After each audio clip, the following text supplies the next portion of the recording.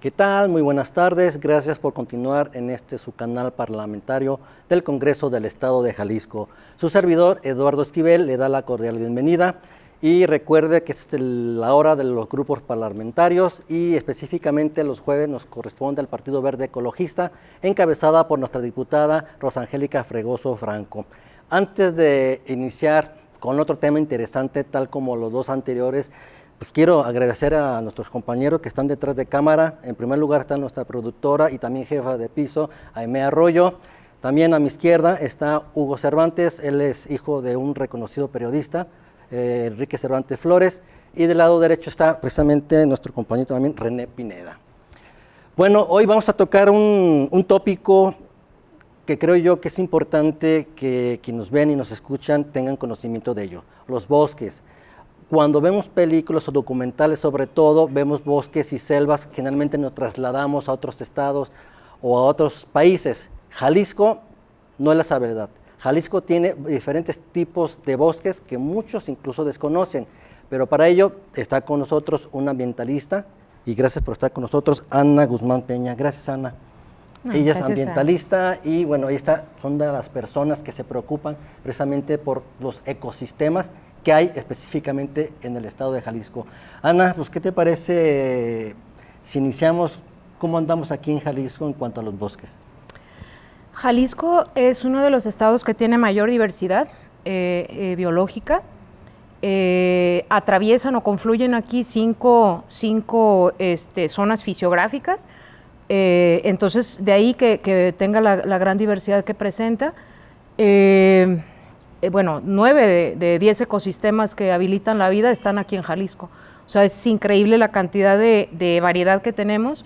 Tenemos bosques de diversos tipos, de hecho tenemos bosques mesófilos de montaña, que son de los que mayor diversidad biológica tienen, la Sierra de Manantlán, en el bosque del Arce, Talpa, que es mi tierra de paso. 1.1, que se oye muy poquito pues de la superficie boscosa del estado, es bosque mesófilo de montaña, pero con todo y que es una zona pequeña, en 2% de bosque mesófilo de montaña habita como una tercio de la diversidad de todo el país, ¿no? Entonces, bueno, pues Jalisco tiene alrededor de 4.1 millones de hectáreas que son de bosque o de vocación forestal, es decir, bosques que no son propiamente zonas boscosas, pero que pudieran serlo, ¿no? Porque no son tierras de uso agropecuario, por su disposición, por su clima, etcétera, ¿no? Por su variedad y su diversidad. 3 millones de esas 4.1 son específicamente zonas forestales, ¿no? Exacto. Y bueno, en cuanto a zonas protegidas, porque a veces se asume como bosques, pues que nada más son como el bosque de la primavera, ¿no? Sí. Que lo conocemos aquí en la ciudad. Generalmente es que cuando hablamos de bosque creemos que es lo único que tenemos en el estado de Jalisco, ¿no? El bosque de la primavera, pero tú nos estás comentando básicamente que hay diferentes tipos de bosques en el estado. Sí, o sea, ojalá fuesen más protegidos, o por ahí hay un investigador, el doctor Arturo Curiel, que dice que a los bosques, o sea, o les solemos llamar zonas protegidas cuando deberíamos hablar de zonas protectoras, ¿no? Porque los bosques efectivamente nos están protegiendo la vida, ¿no? O sea, son los bosques los que nos protegen a nosotros. Pero bueno, de estas 4.1 millones de hectáreas o 3 millones de hectáreas boscosas, Jalisco cuenta con 22 áreas naturales protegidas. Esto es menos de 750,000 hectáreas están como zonas protegidas, es decir, zonas que se delimitan específicamente, sobre de las cuales hay algún decreto de protección y que tienen un tratamiento como el bosque de la primavera, ¿no? Los demás son bosques que están ahí, que forman parte de un ecosistema, ¿no? Ana, cuando tú hablas de diferentes tipos de bosque, nos referimos en que cada bosque en específico tiene una fauna y una flora en específico, ¿no sé si?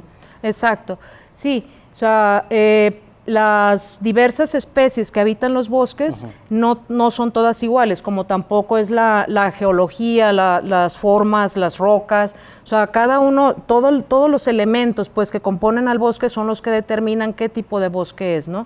Entonces, por ejemplo, en los bosques, el bosque del que hablábamos hace un rato, el bosque del Arce en Talpa, tiene muchas especies endémicas o que están en peligro de extinción o que son únicas en el mundo. ¿Cómo cuáles? Por ejemplo, el arce, el que le da el nombre al bosque, ¿no? Bosque es un tipo de arce que solo existe en esa zona, ¿no? Entonces... Y la gente se pregunta, ¿sí hay? ¿Cómo? ¿Sí existe ese árbol? Bueno, sí, o sea, pero es una especie que solo muy escaso, ¿no? que solo se encuentra ahí, o sea, es decir, es propio de esa zona.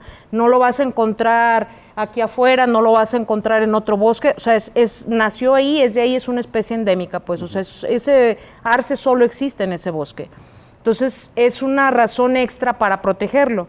Además, hay, por ejemplo, helechos arborescentes o helechos gigantes, que también son propios de esa zona, ¿no? Es una mezcla, una diversidad específica con especies que son solo de ahí, ¿no? Ahora, Ana, ya vamos entrando en calorcito, ¿cuál es la problemática de los bosques aquí en el estado de Jalisco? La problemática de los bosques, pues si tomáramos, por ejemplo, el caso más reciente, bueno, de los incendios, ¿no? Que todos tenemos todavía en la memoria. Pero si tomáramos el más reciente aquí en Jalisco, el caso de San Gabriel, por ejemplo, la deforestación de los bosques, por ejemplo, en San Gabriel, alrededor del 60% del área forestal ha desaparecido en los últimos 10 años porque se están instalando, o en gran medida se atribuye a la aparición de aguacates, ¿no? O sea, de huertas aguacateras que están sustituyendo, desplazando a los bosques. Entonces eso genera una degradación del suelo, hay una serie de maderas muertas o maderas de desecho, llega una lluvia, una tormenta como las que atípica, entonces eso genera que todo baja, o sea, los troncos, el lodo, o sea, todo baja y a las partes bajas de las cuencas, que es por lo general donde hay población. Entonces, el río que tiene, o sea, si tú tienes un cauce de una X capacidad y luego de repente se ve invadido de troncos y de una serie de desechos, o sea, se desborda y a las partes bajas, que es donde está la población, entonces genera una inundación, ¿no? Entonces, y eso luego le llamamos desastre natural. Eso es lo curioso del asunto, ¿no? Es que los desastres naturales que ocurren cuando, bueno, de natural, ¿cuál es la parte natural? Pues que llovió. Pero la parte, digamos, los troncos, que pueden ser así como si hubiese un forense de los desastres naturales, los troncos serían como sus cadáveres que podrían atestiguar de dónde viene el desastre, ¿no? Entonces, ¿quién taló esos árboles? ¿Por qué se quedaron ahí? ¿Dónde estaban esos árboles plantados? ¿Qué hay ahora donde estaban esos árboles? Y uno puede seguir ese rastro y ver que del desastre natural muy poco es natural, ¿no? Tú hablas de un 60% que se ha perdido. Alrededor, sí se estima. Hace 10 años no había más de 200 hectáreas de aguacate sembradas en San Gabriel. Hoy se estima que hay alrededor de 2.500. Y eso es San Gabriel, ¿no? Porque en todo el sur puede llegar a 30.000 hectáreas sembradas de aguacate, donde antes probablemente había bosques, ¿no? Yo te quiero preguntar, Ana, ¿qué pasa cuando se está perdiendo el ecosistema? ¿Qué pasa con la flora? ¿Qué pasa con la fauna en esos lugares? ¿Desaparecen o se ven obligados prácticamente a migrar a otro tipo de ecosistema? ¿Qué pasa? Bueno, ¿O de plano mueren, se extinguen? Hay muchos animales que mueren, por ejemplo, quemados. O sea, los coyotes, uno ve, no sé, cuando ahora con tanto incendio que hubo en la primavera y que es lo que tenemos quizá más cercano o más representativo, pues era así como desgarrador, ¿no? Ver los animalitos huyendo del incendio, los que alcanzaron a salir, ¿no? O sea, muchos mueren, muchos, pues sí, emigran, tienen que abandonar, no encuentran ya el alimento, no encuentran sus espacios.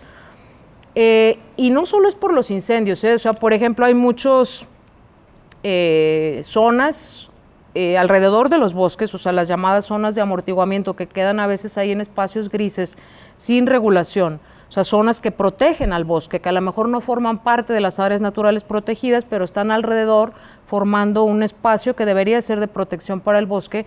Ahí hay muchas veces empresas, corredores industriales, agronegocios, que están cambiando los microclimas o también haciendo los invernaderos, por ejemplo, los invernaderos de berries, por hablar de un caso, ¿no?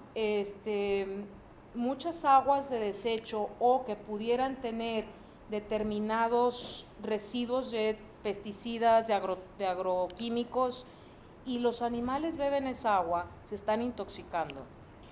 Digo, y eso por hablar de un caso de desechos contaminantes que ocurren ahí mismo en sitio, ¿no?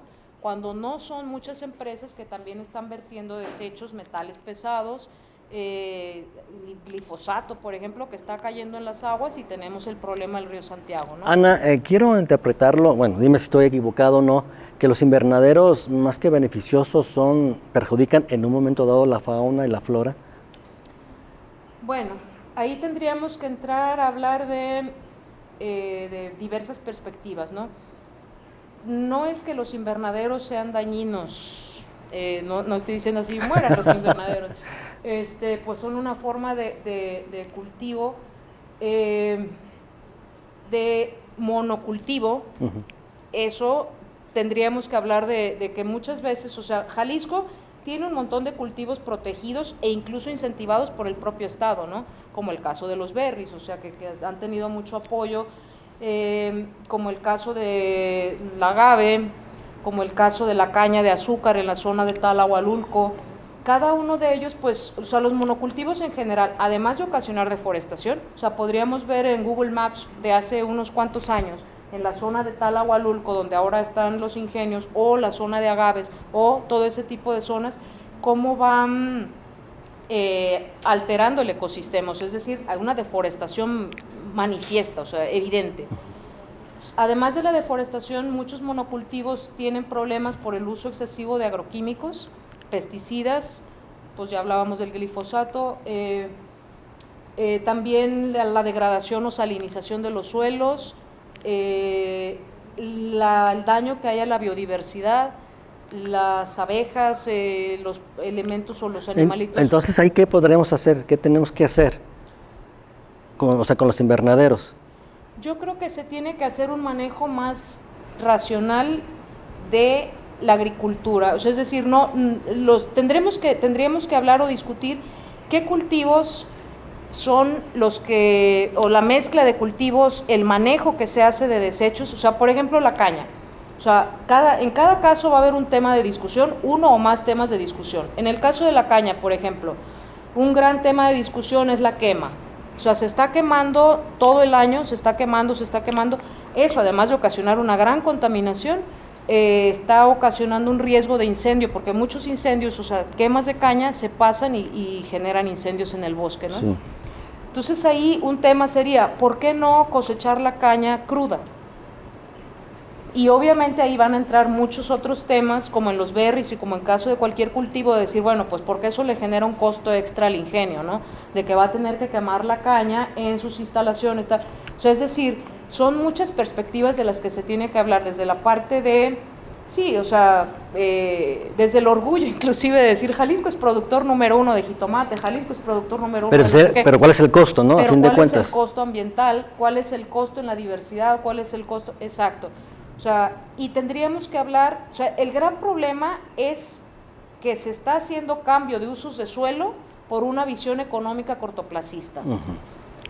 Tendríamos que pensar en criterios de más largo plazo, de más largo alcance, donde estemos incluidos todos. O sea, y todos implica la parte de ambiente, la parte empresarial, la parte económica, que también pues empleo, desarrollo, etcétera. Y la parte de flora y fauna, la parte de la diversidad, cómo se está viendo afectado el ecosistema, cómo puede ser el mínimo o la mínima afectación del ecosistema, es decir, y ahora parece que está imperando la pura visión económica, ¿no? O sea, hemos caído en algo como si la generación de dinero fuese la única medida de riqueza y valor, y eso es lo que yo creo que está mal. O sea, no tenemos que ver o pensar riqueza igual a dinero, y además dinero para quién, ¿no? O sea, o cómo, y para unos cuantos, o a partir de recursos comunes o recursos de todos, de quiénes somos todos, de quiénes son los bosques, o sea, es decir, son muchos temas. Entonces, esto implica, perdón Ana, que tendremos que tener normas que realmente protejan el ecosistema. Exacto, sí, se tendría que revisar la legislación, establecer una serie de criterios. Bueno, que de hecho, sabrás tú que está arrancando ahora un foro de justicia ambiental. Así es. En el Estado, justamente a partir desde la Comisión de Medio Ambiente del Congreso del Estado de Jalisco, para justamente revisar toda la legislación en materia ambiental del Estado, ¿no? Entonces eso va a ser. Y que tú participas en una de ellas, a fin de cuentas. Sí, ¿Y cuál es el tema en que participas? Nada más, de 5 en 3. De 5 en 3, pues es que es muy difícil decidirse, porque es que justamente, de hecho, la discusión más fuerte o la discusión inicial comenzó por ser, ¿tendríamos que seguir con la legislación específica o por tema, o tendríamos que trabajar más bien con un cambio de paradigma inclusive que es pensar en un código ambiental? Uh-huh. Es decir, como integrar todo como si fuese una constitución ambiental para el Estado de Jalisco. Uh-huh. Yo coincido con este último enfoque, o sea, no el de legislación específica o por tema, sino pasar a un código ambiental, que es bastante complejo, evidentemente, que no es no son enchiladas, pues, pero finalmente yo creo que es el tiempo, o sea, si nos vamos a tomar el tiempo y se va a hacer un esfuerzo, bien vale la pena revisar todo de una manera integrada, porque así está la naturaleza, o sea, nosotros somos los que la fraccionamos, uh-huh. ¿no? Con estos cambios de uso de suelo, con estas divisiones de corredores biológicos o con todo eso, ¿no? Pero finalmente bien vale la pena el esfuerzo y ojalá y que efectivamente sumemos, ¿no?, a esta revisión y a este foro de justicia ambiental. Ana, yo quiero aprovechar para decirle a los televidentes que este es un foro hacia la justicia ambiental que empezó hace 15 días. Exacto. Son foros distribuidos en 5 mesas que obviamente, como la mayoría de los foros, no se tienen conclusiones 1 o 2 días después. Pasarán efectivamente 3 meses para que haya conclusiones y una vez que se tengan los resultados, se van a pasar a la Comisión del Medio Ambiente y dependiendo los resultados, se puede presentar una iniciativa en ese sentido. Ana Guzmán Peña, ambientalista, muchas gracias por estar con nosotros. No, al contrario, un placer y muchísimas gracias por invitarme y ojalá y nos estemos viendo por ahí en el foro y la verdad va a ser un esfuerzo muy, muy importante para el Estado. Nosotros nos vamos al primer bloque de este canal Parlamento del Congreso del Estado para identificación y vamos a continuar.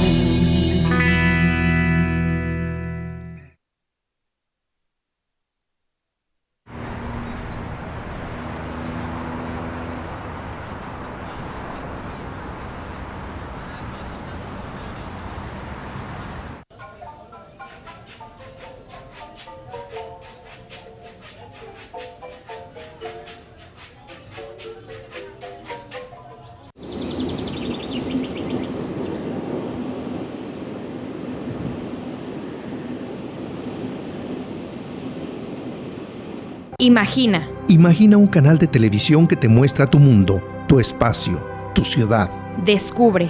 Descubre el canal que te presenta la política desde su raíz, sin matices, sin interpretaciones, la política tal cual es. Siente. Siente la emoción del debate, del coincidir y discernir postulados, ideales, propuestas. Piensa. Piensa en un mejor estado, en una mejor ciudad, en una sociedad que verdaderamente es representada por sus diputados, elegidos por el voto libre de cada jalisciense. Expresa. Expresa tus opiniones, tus comentarios, tus ideas en esta ventana abierta al diálogo entre el Poder Legislativo y los ciudadanos. Somos el canal Parlamento del Congreso de Jalisco, la Cámara de la Gente.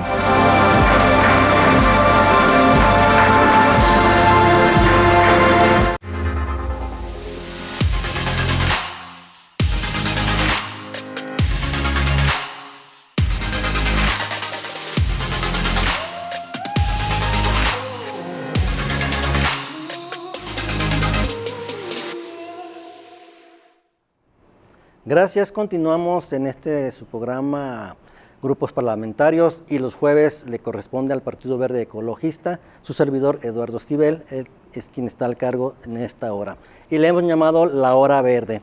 En este segundo bloque tenemos también otra invitada muy especial porque tocaremos temas específicos en cuanto al municipio de Tlaquepaque, un municipio que por lo general se habla que son de los municipios con poco áreas verdes, que posiblemente hay muchos problemas ecológicos y para eso está con nosotros nuestra compañera, la regidora del Partido Verde Ecologista en Tlaquepaque, Daniela Chávez. Gracias, Daniela. Muchísimas gracias, Eduardo, y pues muy contenta de poder estar en el canal pues del Congreso. Exactamente. Hay muchos temas que podemos tocar, Dani, en torno a cuestiones ecológicas. Esta es tu segunda administración, fuiste regidora, competiste para ser presidenta municipal, pero sigues siendo una edil combativa en el medio ambiente. Hay un un tópico muy específico que se llama las ladrilleras. Las ladrilleras históricamente han sido un problema en cuanto a contaminación ambiental y tú has presentado algunas propuestas, entre esos el famoso parque ladrillero, que por desgracia creo que no se llevó a cabo por cuestiones, no sé si fue políticas o administrativas. Sí, bueno, principalmente en Tlaquepaque tenemos un grave problema, ya lo dijiste, respecto a la calidad del aire, ¿no? Nuestra ubicación geográfica, el tema de que no tenemos realmente pues un pulmón urbano dentro del municipio y en cuestión en específico de ladrilleras, en Jalisco somos el segundo productor de tabique rojo. Tlaquepaque se encuentra en los primeros lugares, después de Tonalá, de Tlajomulco, en el tercer lugar. Entonces nos dimos cuenta que el medio ambiente era la punta del iceberg, ¿no? Es un tema que engloba temas económicos, engloba temas sociales y sobre todo pues medioambientales, porque no había ninguna regulación, no tenían ningún permiso ni municipal, no hay ninguna norma estatal. A la fecha se elaboró una norma por la pasada administración que a la fecha sigue sin publicarse y siguen sin saber bien cómo se va a desarrollar durante esta gestión, pero nosotros logramos crear un reglamento en el municipio que sobre todo fue muy fructífero porque fueron mesas de trabajo con la CEMADET, fueron mesas de trabajo con la cooperativa que ya tenemos constituida dentro del municipio y bueno, pues a la fecha este reglamento fue punta de lanza también para la norma estatal que tenemos, ¿no? Entonces este reglamento principalmente busca que sean quemas escalonadas, prohibir las quemas en contingencias, precontingencias. El pasado diciembre, enero, vivimos la peor calidad del aire IMECAS históricos en el municipio y es muy preocupante. Solamente tenemos una estación de monitoreo, sabemos más o menos porque hay algunas aledañas que nos dan un norte de cómo está la calidad, pero definitivamente también falta cobertura y bueno, volviendo al tema del reglamento, en precontingencias, en contingencias se prohibía totalmente la quema, se dan permisos temporales y la idea era promover que los estuvieran alejados de los centros habitacionales, ¿no? Se hizo un estudio muy amplio en donde se vieron cuestiones sociales como que había niños, un rol en específico por parte de las mujeres, entonces todas estas cuestiones también nos hablaba de pues una vulnerabilidad de ese mismo grupo, ¿no? Entonces se hizo la propuesta de un proyecto de 20 millones de pesos con tecnología, pues básicamente cero emisiones, era un horno que guardaba el calor y pues todo un desarrollo que se hizo por parte de Seatec, que es una empresa que lleva más de 10 años en toda la República haciendo trabajos respecto al sector. Y se etiquetó ese recurso. Tuvimos en Tlaquepaque un foro de políticas públicas en el sector ladrillero, fue latinoamericano, entonces compartimos experiencias con muchos otros países y fue así que el gobernador en ese entonces anunció los 20 millones etiquetados para nuestro municipio. La situación fue que los tiempos administrativos no nos dieron, hubo complicaciones con el terreno que tenía que ser propiedad municipal, se pretendía albergar en San Martín de las Flores, hizo un estudio de los vientos, se hicieron levantamientos para que fuera en el lugar más idóneo del municipio y se intentó volver a etiquetar el recurso el pasado diciembre, pero siguió siendo imposible por el tema del predio. ¿Se perdieron esos 20 millones entonces, Daniela? Sí, realmente no se ejercieron, entonces se volvió a intentar este año que se etiquetaran para 2019, no se logró, pero seguimos en la batalla, en la lucha. Hace unos meses anunciamos una asociación nacional en donde todos los sectores ladrilleros del país pues se unen y sobre todo empezar a hacer exigencias a las autoridades de que respondan a este tema que ha sido invisibilizado, ¿no? Sabemos que la industria definitivamente es mucho más contaminante a lo mejor que el sector ladrillero, pero también tenemos ciertas características y más por ser el segundo productor después de Puebla, pues tenemos que empezar a tener regulación al respecto. A ver, Dani, ¿se perdieron esos 20 millones por cuestiones administrativas o por cuestiones políticas? Pues yo creo que un poco de ambas. Se empezó a politizar bastante el tema, se quiso empezar, bueno, todo el proceso llevó un trabajo de maquetas participativas por parte del sector, el sector estuvo muy de cerca del tema y hubo un momento cúspide en donde se creó otra cooperativa, se intentó trabajar con otros ladrilleros también del municipio y que podían formar parte, claro, pero que finalmente no habían estado socializados con todo el trabajo. Entonces también hubo presión por parte de la Secretaría de Medio Ambiente para que se entregara ya pues el comodato a gobierno del estado, pero no se consiguió porque no teníamos certeza jurídica del predio, era un predio ejidal en donde, bueno, pues no teníamos certeza de nada. Se le compró después un predio al ejido de San Martín de las Flores, hubo asamblea también por parte del ejido, pero todo el proceso de escrituración, bueno, pues sabemos que es tardado y seguimos en ese proceso. Daniela, se comentó muchísimo en su momento, incluso convocaste esa rueda de prensa sobre ello, que se había formado una agrupación, una asociación de ladrilleros, pero después se corre el rumor de que la presidenta municipal actualmente que se religió, María Elena Limón, forma o presiona para que haya otra asociación, y entonces viene el conflicto de dos asociaciones. ¿Qué tan cierto es sobre esto? No, pues fue real totalmente. Se convocó de manera instantánea otra cooperativa, una cooperativa, repito, en donde había ladrilleros que no habían formado parte de todas estas maquetas participativas y cooperación. La primera cooperativa lleva, me parece que desde 2010, ya constituida y había trabajado muchas administraciones. Yo llegué a trabajar con esa cooperativa porque incluso tocó muchas veces la puerta del Congreso para levantar la voz, ¿no? Para pedir que se les diera un espacio porque finalmente ellos también pues tienen problemas, ¿no?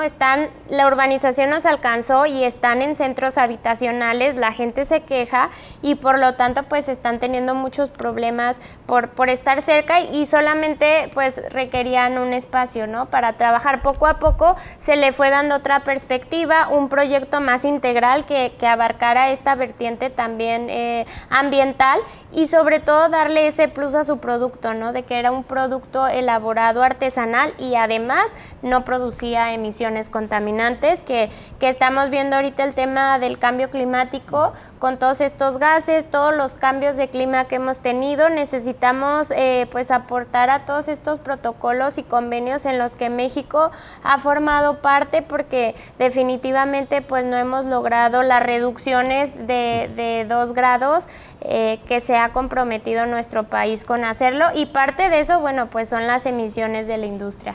Dani, se menciona mucho en cuanto al tema de las ladrilleras, que en su momento la presidenta municipal en una sesión te catalogó de mentirosa y que incluso manipulabas las cuestiones de los ladrilleros. Bueno, pues se comentaron muchas cosas al respecto. Definitivamente era la cooperativa que estaba sensibilizada con el tema, que había trabajado no solamente con el ayuntamiento, sino con la CEMADET, sino con el ITESO. Tenemos estudios también de la Autónoma en los cuales siempre estuvieron pues muy activos en el foro de políticas públicas. También participaron los ladrilleros, las capacitaciones a las cuales se les invitaba, siempre estuvieron presentes, y pues era muy injusto de repente pues ahora sí que hacerlos un lado, ¿no? Porque se les dijo que bueno, o estaban con la administración o apoyaban.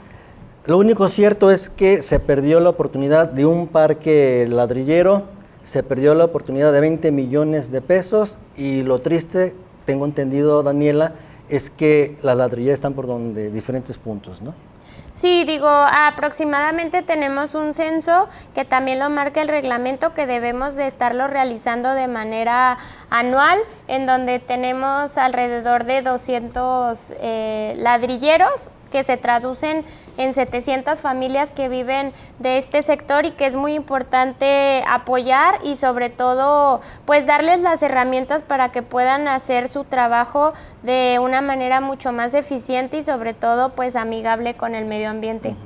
Entonces hay que esperar hasta el 2020, al siguiente año, para ver si logran recuperar estos 20 millones de pesos y ya tener un lugar en específico para poner a esas cantidad de ladrilleras. Sí, en diciembre, bueno, pues estaremos aquí al pendiente del trabajo legislativo con la aprobación del proyecto de ley de pues egresos para el 2020, para ver si logramos que Tlaquepaque pueda volver a acceder a este recurso y que bueno, digo, tenemos todo el tema técnico bien sustentado, bien apoyado, del por qué el parque, estudios, estadísticas, que creo que no sería lo mejor perder todos estos datos, ¿no? Con los años se van desactualizando esos datos y necesitamos, ahorita que los tenemos muy recientes, pues aplicarlos. ¿Sería la CEMADET en este sentido, Daniela, quienes les daría también otra vez el recurso? Sí, CEMADET, bueno, el recurso se etiqueta a la Secretaría de Medio Ambiente directamente, y la Secretaría de Medio Ambiente en conjunto con la CIOP participarían en la construcción de este parque etiquetado en específico para el municipio de Tlaquepaque. Ahora, nada más que quede algo claro, Daniela, actualmente la mayoría de las ladrilleras están quemando como pueden, o ya con gas. No, tenemos un reglamento, definitivamente no podemos exigirles que sea gas porque es un producto que se les eleva mucho los costos, y que definitivamente hacer un reglamento que solamente los encierre en el tema de gas, pues va a ser letra muerta. Por eso era importante la participación en el reglamento de la propia cooperativa, para que pudieran hacerse con materiales geológicos, nada de plásticos, nada de hules, nada de pues todo eso que a veces se utilizaba como la basura, textiles, demás, también quedó totalmente prohibido para que solamente fuera material geológico. Algunos ladrilleros ya están utilizando pues ahora sí que otro tipo de combustible, incluso lo que queda del coco, del agave, se están viendo muchas alternativas. ¿Son menos contaminantes ese tipo de...? Sí, claro, pues es que no tienen el químico y los químicos que tienen algunos otros materiales que llegan a ser tóxicos, y sobre todo pues ellos ya muy conscientes también del tema de que se afecta también la salud de ellos, no solamente de los vecinos y bueno, pues de la metrópoli también. Daniela, yo al principio comentaba que el municipio de Tlaquepaque son de los lugares con menos áreas verdes. Semanas atrás hubo una polémica en el sentido de que toda la administración municipal de Tlaquepaque empezó a hacer un recuento de las áreas verdes, más aún el hecho de que la intención era vender esas áreas verdes. ¿Qué pasó con este conflicto? Bueno, hubo una propuesta hace unos meses en donde se pretendían desincorporar del patrimonio municipal 115 áreas verdes, las cuales tenían diferentes usos, ¿no? Algunas eran catalogadas como baldíos, algunas estaban como área verde, y nosotros se nos citó para dictaminar esta propuesta sin un estudio previo, y con el poco tiempo que tuvimos, pues nos dimos la tarea de visitar algunos predios que contaban con la extensión más grande. Se suponía que cada uno de ellos no medía más de 350 metros cuadrados, y pues en este trabajo de campo que se hizo encontramos bastantes irregularidades. Había predios que se encontraban juntos y que estaban subdivididos, había predios que contaban ya con juegos, o sea, eran áreas de recreación para la comunidad, y no estaban muy claras también las ubicaciones, entonces no podíamos desincorporar algo que realmente no estábamos con la completa certeza de dónde estaba, cuál era y qué era lo que se estaba desincorporando. Se pretendía hacer una subasta pública de cada uno de estos predios. También argumentábamos que queríamos que fuera con valor comercial y no fiscal, porque era una subasta y se podía dar que se malbaratara también el patrimonio municipal. Ellos comentaban que eran excedentes, pero al momento de las visitas de campo pues nos dimos cuenta que no era así. Fue de esa forma que subimos un video a las redes sociales en la sesión argumentando el porqué en contra de nuestro voto como fracción, y de esa forma, bueno, pues los vecinos se fueron sumando, asistían a la oficina a solicitarnos la lista de los predios, querían conocer más de esta información y sobre todo nos ayudaron a ubicar. Definitivamente 115 predios en un corto plazo, pues no íbamos a poder visitar cada uno de ellos, pero la gente dando a conocer estos listados nos ayudó, y fue de esa forma que se logró detener esta propuesta que fue aprobada en comisiones, pero hasta el momento no se circuló dictamen para firmas, no se subió el video a transparencia. Hubo bastantes irregularidades las cuales fueron denunciadas en la sesión que tuvimos después de esta aprobación, porque pues no se subió a votación. Les recuerdo que estamos hablando con Daniela Chávez, ella es regidora del Partido Verde Ecologista en el municipio de Tlaquepaque. Estamos tocando diferentes tópicos. Quiero recordarle que estamos los jueves de 4 a 5 de la tarde, le corresponde al Partido Verde Ecologista, que encabeza nuestra diputada Rosangélica Fregoso Franco. De 4 a 5, y las repeticiones de 8 a 9 de la noche y a las 12 horas, que si usted no puede, pues tiene otras 2 opciones más. Vamos al segundo bloque de identificación del canal y continuamos con la regidora, ya te voy a decir diputada, pero bueno, con la regidora Daniela Chávez de Tlaquepaque.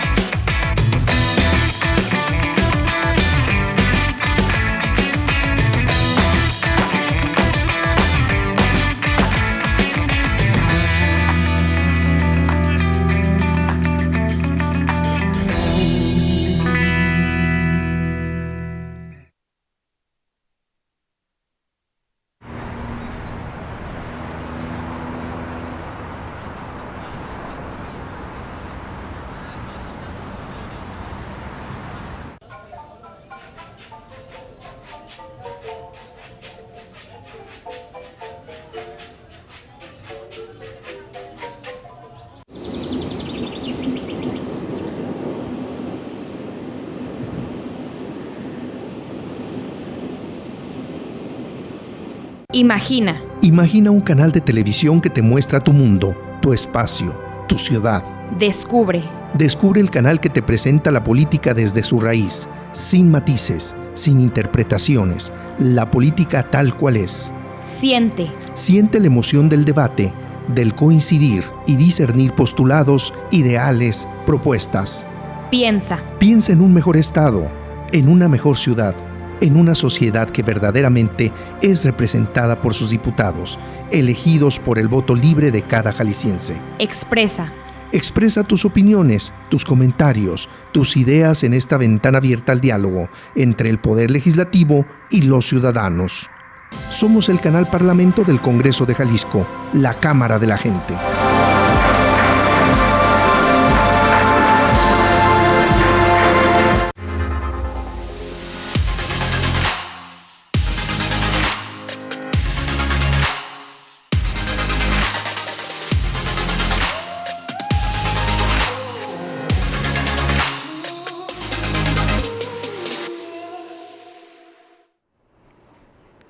Continuamos en su programa Grupos Parlamentarios. Les repito que es la hora del Partido Verde Ecologista. Le hemos llamado la hora verde, Dani. Estás hablando con Daniela Chávez, ella es regidora del Partido Verde Ecologista en Tlaquepaque y estamos tocando diferentes puntos ecológicos y otro punto muy interesante y conflictivo, Dani, es la situación del Cerro del Cuatro. Aparte del riesgo que corre incluso la gente, hay otros conflictos legales. Sí, pues ha sido una lucha totalmente mía dentro del Ayuntamiento de Tlaquepaque, porque bien ya lo veníamos diciendo, hay muy mala calidad del aire, no tenemos áreas verdes y el Cerro del Cuatro brinda beneficios ambientales, los cuales pues no podemos perder por nada. Entonces, una de mis primeras propuestas es un polígono de alta fragilidad, esto es importante decirlo, ya hay un decreto en donde pues se tiene que tomar ciertas consideraciones por la mala calidad del aire que se vive en específico en la zona de Miravalle y creo que pues ahora sí que las secretarías no se han coordinado muy bien. Comenzamos con unos exhortos a la Secretaría de Movilidad, a la Secretaría de Medio Ambiente para que se nos informe sobre los avances de pues este polígono y la realidad sin avances. Otra de las cuestiones que estuvimos viendo es declarar la área de recuperación ambiental. Esta figura que se encuentra en la Ley Estatal de Equilibrio Ecológico, pues busca blindar este pulmón, ¿no? Darle un plan de manejo, tener un organismo público descentralizado, que fue otra de nuestras propuestas, así como lo tiene Colomos, así como lo tienen otras áreas.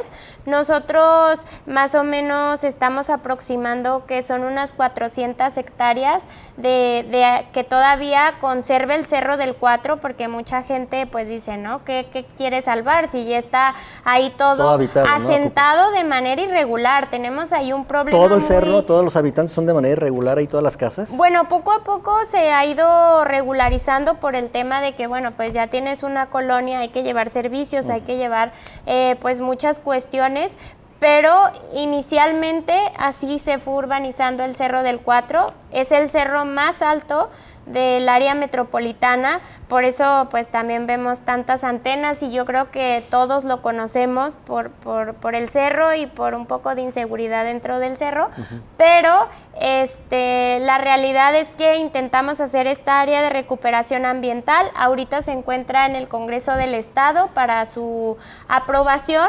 En un comienzo eran 55 hectáreas propiedad municipal. Entonces lo que hicimos es que queríamos proteger estas 55 hectáreas. En el camino se dieron 2 donaciones, una a UDG de 3 hectáreas para una preparatoria y otras 3 a CECITEC para otra preparatoria. Ahorita se nos regresaron 3 por parte de CECITEC por el tema de que pues decidieron no construir ahí, pero todavía queda en pie las 3 hectáreas que tiene UDG, entonces pues ahí nos quedan, ¿cuántas hectáreas? Menos 55, 52 hectáreas nos quedan por parte del la propiedad municipal. Actualmente se le llama el Parque Central del Cerro del Cuatro, que tiene pues algunos juegos y algunas canchitas, demás. Año con año hemos ido a reforestar este espacio, a sembrar especies que realmente sean de la zona y que se puedan dar, porque como bien sabemos, pues es un lugar medio rocoso y muy complicado de poder sembrar, entonces necesitamos árboles pues fuertes. Y de esa forma fue que nos dimos cuenta que quemaban los árboles cada año que estábamos plantando en estas épocas. ¿Quién los quemaba? ¿Te diste cuenta quién los quemaba, Daniela? Realmente nunca supimos en específico oficialmente. Quién. Oficialmente no supimos pero quién fue. Sí tenías una idea de quién fue, a fin de cuentas. Sí, de hecho presenté denuncias penales contra presuntas invasiones dentro del Cerro del Cuatro, porque tú ves y no está delimitada la propiedad municipal, entonces... O sea, no dice, sí, no está delimitada. Ajá, no dice esta área municipal ni nada. Solicitamos a la Coordinación de Gestión Integral de la ciudad hiciera esta delimitación, porque es bien importante saber a partir de dónde nos pertenece, y nos dimos cuenta cuando se delimitó que había alrededor de 10 invasiones. Presuntas invasiones, porque no ¿Por qué presuntas invasiones? ¿A qué te refieres específicamente, Daniela? Porque en realidad nosotros no somos los competentes para decir si cumplen en el delito de invasión o no, pero pues todo pintaba, ¿no? Como si lo fueran. En esas presuntas invasiones, pues no había casas, más bien eran como establos. Se ponían ahí sus rejas, cada vez se iban recorriendo más y más con algunos palitos. Y pues, ¿qué pasaba? También soltaban al ganado, y el ganado básicamente pues destruía todo lo que estábamos sembrando y deforestaba todo lo que se había trabajado año con año. Dentro del Cerro del Cuatro hemos trabajado con una asociación que se llama DHC4. Esta asociación es de ciclistas y hacen downhill dentro del Cerro del Cuatro, y ellos son los que se han encargado, y que hay que reconocer su trabajo como asociación, porque han tomado y se han apropiado de este espacio público, han logrado que sea mucho más seguro el ir, que no les estén robando las bicicletas, les da mucho más confianza a la gente que sale un rato a caminar en el cerro. Entonces, con ellos son quien en conjunto pues elaboramos año con año, nos sumamos a sus reforestaciones. Este año va a ser el 13 de julio, a las 4 de la tarde, en las antenas la reforestación, con alrededor de 2,000 árboles que vamos a estar sembrando. Pero sobre todo, Eduardo, es bien importante esto, ¿no? Ir más allá de las reforestaciones, porque finalmente si este espacio no se conserva como área verde, si este espacio no se cuida de estas presuntas invasiones, pues los esfuerzos van a seguir siendo en vano. Entonces, es lo que hemos estado queriendo conseguir. También la administración pasada se aprobó donar antenas para... la realidad no recuerdo bien los nombres de las empresas, y mejor para no quemar ¿antenas a nadie. para qué, Daniela? Antenas de televisión. Se instalaron 2, se donó más espacio, se cedió más espacio del cerro, y fue también lo que estuvimos levantando la voz, ¿no? No se vale que ya en estas alturas, en donde estamos bien conscientes de la problemática, de la situación, que ya tenemos estudios de los beneficios ambientales del cerro, pues se siga preservando el estar donando un espacio público. Entonces, también fue otra de las situaciones por las cuales estuvimos luchando y peleando, y pues actualmente el tema sigue un poco trabado. Hice otra propuesta porque en los planes parciales de desarrollo prácticamente esas 400 hectáreas de las que hablo están listas para urbanizarse. Entonces... ¿Cuántas, perdón? 400. Son propiedad municipal, por eso no las meto dentro de las 52 que hablábamos de la propiedad municipal, pero finalmente en cualquier plan parcial, pues sí, hay gente dueña de la Primavera, pero es muy diferente a que puedan construir un desarrollo dentro de, ¿no? Por los usos de suelo. Entonces, tienen ya el uso de suelo listo para urbanizarse dentro del Cerro del Cuatro, y lo que queríamos era revertir esta condición. Mi propuesta iba en cambiar el uso de suelo. Fue una propuesta que esta administración se me rechazó. ¿Fue en el pleno de la sesión del Cabildo? Sí. ¿O fue en comisiones lo que se te rechazó? Fue en comisiones.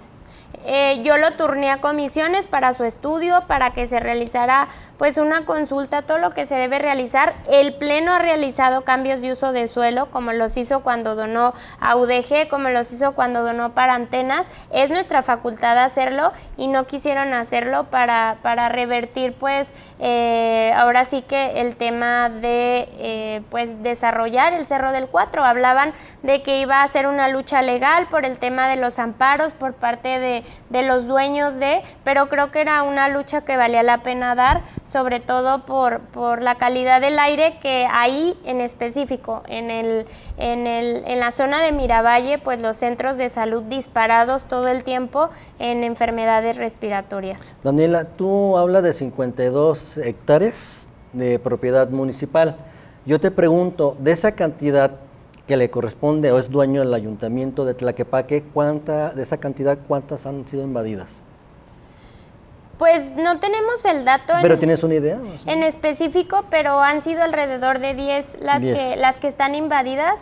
Vemos muchísimas invasiones por todos lados que parecieran de forma irregular, pero dentro de la propiedad municipal encontramos 10. Presenté un amparo de inacción contra la Fiscalía porque no a la fecha pues sigue siendo un tema como es. ¿El ayuntamiento no ha querido participar en esto, Daniela?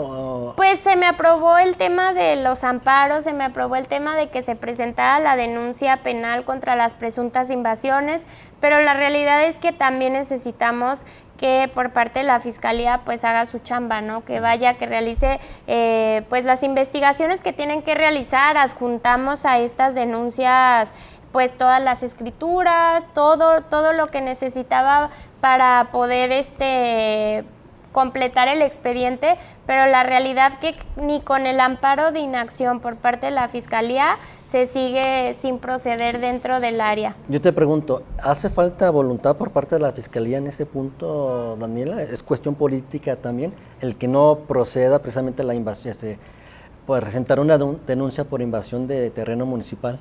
Yo creo que más bien responde a un tema de reciben demasiados casos Fiscalía de todo tipo, y digo, no podemos en ningún momento ponderar a lo mejor algún homicidio, alguna otra situación que tiene que hacer investigar Fiscalía, pero tampoco se puede dejar de un lado todos estos delitos ambientales que todo el tiempo se están realizando, o las invasiones también. Además tiene una obligación moral, ¿no? La Fiscalía de investigar todo lo que se le presenta en un momento dado. Sí, yo creo que más bien pues fue desinterés. Ajá. No han querido. Entonces, por lo pronto, el tema del Cerro del Cuatro, las invasiones, está parado. Definitivamente no hay avances. Y al paso que van, yo te pregunto, ¿nos vamos a esperar hasta el siguiente año para que haya posiblemente resultados? Tuvimos una reunión con el secretario actual de la CEMADET y hubo interés en hacer este levantamiento por parte de la diputada Rosa. También ya se presentó un exhorto para que hiciera un levantamiento dentro del cerro y lográramos ya tener la declaratoria de área de recuperación ambiental, que se meta ya como un proyecto, que se empiece a poner en el radar por parte de la CEMADET el Cerro del Cuatro. Eso fue hace semanas, un mes, no sé.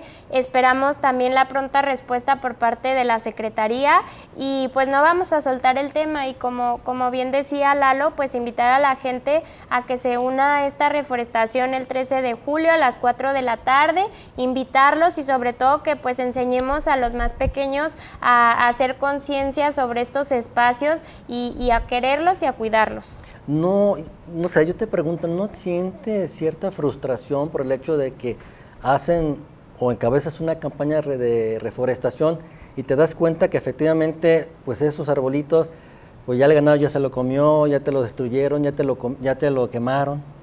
Sí, de una u otra forma los esfuerzos siguen, vamos a seguir dando la batalla. creo que siguen todas las puertas abiertas para que podamos lograr esta declaratoria y que finalmente logremos tener algo mucho más ordenado. Las asociaciones forman parte bien importante para el cuidado de estos árboles y más porque son ellos los que les ha costado pues año con año preparar todo el tema de la reforestación, ¿no? Desde hacer los hoyos, desde conseguir las especies, desde estar cuidándolos, regándolos y creo que entre todos hemos logrado buena coordinación porque estamos al pendiente tanto de los árboles como de lo que está sucediendo, si hay quemas, si hay demás. Daniela, tengo entendido que en la administración pasada tuviste muchos problemas, obstáculos y presiones por parte de la presidenta municipal. Yo te pregunto, ¿actualmente sigues teniendo esa presión por parte de la alcaldesa? Yo creo que pues todos los regidores tenemos esa presión de estar debatiendo nuestras ideas, de estar peleando nuestras causas. Para mí es el tema más importante que yo voy a seguir dando la batalla, voy a seguir debatiendo estos temas y realmente creo que falta en los gobiernos muchísimo interés por la agenda ambiental, que la realidad es que pocos le están tomando con la debida seriedad y que a veces parece que el tema ambiental es muy amigable y todo el mundo va a estar de acuerdo, pero cuando se tocan esas fibras en donde hay intereses, esos espacios en donde se pretende desarrollar, pues salen muchos intereses a relucir y bueno, pues ahí estaremos dando la batalla por la causa ambiental. Y me imagino que el próximo año una de las causas que vas a tener que defender en un momento dado es que ese parque ladrillero se quede en Tlaquepaque con los 20 millones de pesos. Posiblemente pueden ser más de 20 millones, pero hace un año y medio eran 20 millones por parte del gobierno estatal. ¿Estamos de acuerdo? Sí. Pues le agradezco muchísimo a Daniela Chávez, regidora del Partido Verde Ecologista en el municipio de Tlaquepaque. Varios temas definitivamente. Está el compromiso, Daniela, que más adelante nos digas cómo te ha ido y sobre todo, aunque no lo has querido decir, has tenido algunos conflictos con la alcaldesa por tu forma de pensar, por defender lo que viene siendo la cuestión ecológica en el municipio, que ya lo he comentado, es uno de los municipios que más carece de áreas verdes, ¿no es así? Así es. Y bueno, agradecer muchísimo también a Aimé Arroyo, que es la productora y también la directora de cámaras, a Hugo Cervantes, precisamente también nuestro compañero René Pineda, y bueno, también recordarle que son los jueves, lo que le corresponde al Partido Verde Ecologista, de 4 a 5, repetición de 8 a 9 de la noche a las 12 horas, si no tuvo chance en la tarde, y tampoco de 8 a 9, y se quiere desvelar, pues con mucho gusto ahí nos puede ver y que duerma tranquilamente. Su servidor, Eduardo Esquivel, le agradece muchísimo y nos escuchamos y nos vemos la próxima semana. Hasta luego.